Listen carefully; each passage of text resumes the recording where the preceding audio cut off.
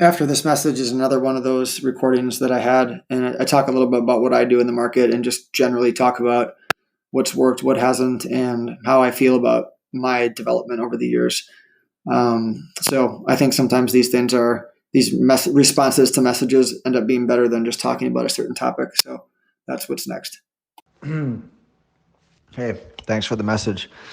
So, what I picked up on that I'm holding on to from your message is that you're patient. You're more of a longer term day trader in a way. And that's important stuff, actually. It's good self awareness to know that you can be almost a long term trader during the day. And a lot of day traders are, doing 50 trades a day. And I've tried every which thing in my career. I think I've been doing this around 20 years. So there's pretty much nothing I haven't tried. No strategy, no whatever. But the stuff that you mentioned is really good to know. You're a little more risk averse. You're a slower thinker, deeper thinker, not slower, but deeper, versus like shallow and very quick minded, which again, none of this stuff really matters. It's just what matters is to build a system around who you are. And you have to, the number one most important thing in trading, you could say a lot of things after that statement, but I think it's conviction. Now, of course, risk management, we're going to assume that you're not going to blow out and you need to really check yourself there. But if you don't have conviction and really believe in your stuff that you're doing, you won't hold it through any kind of discomfort. So when you're following somebody else's system, you won't hold it unless you make that system your own. So in that sense, there are no best practices. So yes, let your winners run, cut your losers short. We could say a million different things that are best practices, right? We could get up in the morning, have your ideas for the day. There's all this different stuff. But the fact is that a lot of traders make a lot of money and don't do any of those things. But they do a few important things like cut their losses. But they have to have conviction in what they're doing. You have to believe at a deep level that what you're doing is it's a very personal thing. It's part of who you are. You're enacting that in the market and you're going with your natural flow. You're not fighting yourself. So you don't have a quick twitch, aggressive, short-term oil scalping futures strategy for your personality because it's kind of against who you are. So those best practices that folks do in that market are not really going to be a good fit for you. It doesn't matter how much money they make; it's never going to work for you. Like I've sat next to so many good traders when I used to work in Chicago, and I'm on my own now, but I've sat next to guys who made millions every year.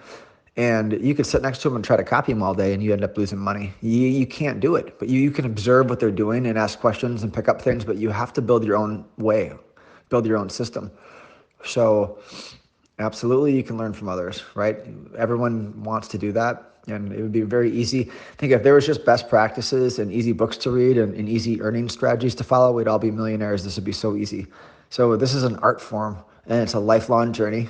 And some years you feel like a professional, and other years you feel like a fraud and an amateur. And even the best trader in the world feels that way. The best traders in the world have years where they feel like they can't make a winning trade and they're never going to again, and then they do. So that's the reality of the situation. And anyone who says differently is probably not been down the road of being successful or is lying to you, honestly. That's how it is.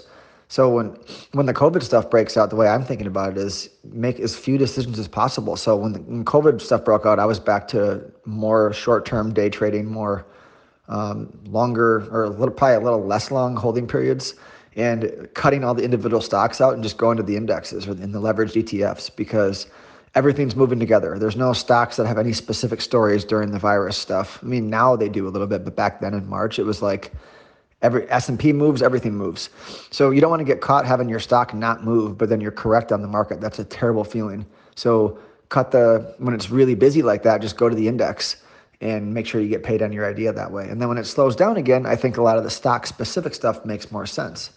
And in terms of stocks versus the index, or futures, it's different because it's almost game theory type thinking when you're trading S&P futures, blowing out stops, looking for levels, thinking about why are people second order thinking as to why people are stuck short or long and what are they thinking and when are they going to get out and are they puking versus individual stocks could be specific earnings plays. It could be, fundamental news or low float, low debt, new product, new technology, breaks out to a key level, has a retest of the 10-day moving average, all that kind of stuff. That's a whole nother ball of strategies that people use that can work at times. But none of that stuff the way I kind of do it is I do a lot of all of this stuff, honestly. I'm kind of fitting to what makes sense in the current framework. So what way is the wind blowing? It's not that I'm jumping to every hot thing, but I generally know what I'm good at, but I know that sometimes the environment doesn't fit that as well, so I have to do something a little different. I would say if I had to give you one way that I do the best, it would be using stupid news.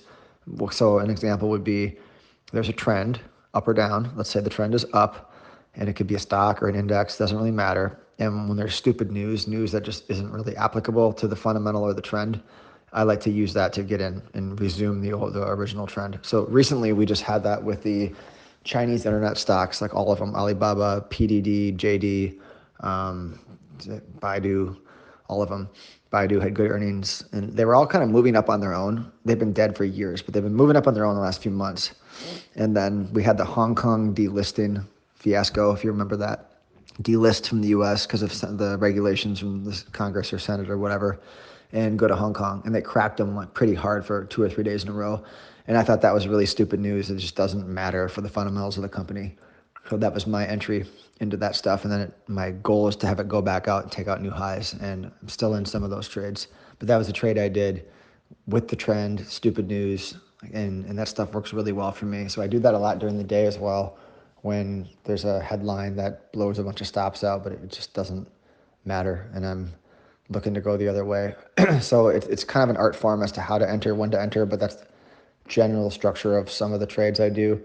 I used to just be in front of my screen day trading nonstop for 12 years, but now as I have been doing it longer, I pick my spots a lot more, so I won't be day trading as much unless it's really busy. So maybe I did day trade every day for 3 weeks during the COVID stuff, but otherwise I slowed way down. And now I'm just kind of waiting for, excuse me, some junk in my throat here, waiting for stuff to show up. So I kind of feel like an artist trader type character now where I know what I'm waiting for, but I'm willing to wait a few days, a few weeks, even until stuff shows up. But that came for me, it's kind of a sweet spot, like I'm laying in the woods with a rifle waiting for the weak animal to run across the field. And you can't do that from the beginning. You have to do that after you've tried so many things and you know where you're strong and you know what's going to work. That's if you need to make money and you need to develop. You have to do something different. You have to do what you're doing. You have to try a ton of things, be exposed to a lot of people, make a lot of mistakes, do things that aren't going to work for you, or that maybe go against your personality, and then it pushes you more towards what will work for you and what feels natural. And somewhere along the way, you start grinding out a living. You find 1 or 2 trades, you can grind out money every day, and you start grinding. And then all of a sudden you hit a home run because you're hitting singles, you hit a home run by accident, and then it builds. And then as you evolve and you're doing it longer, like I have been, then you start to you get more money behind you and you start to try different things to grow. And then you have that core strategy you can go back to, and then you start adding pieces. You add a 3rd piece, you add a 4th piece.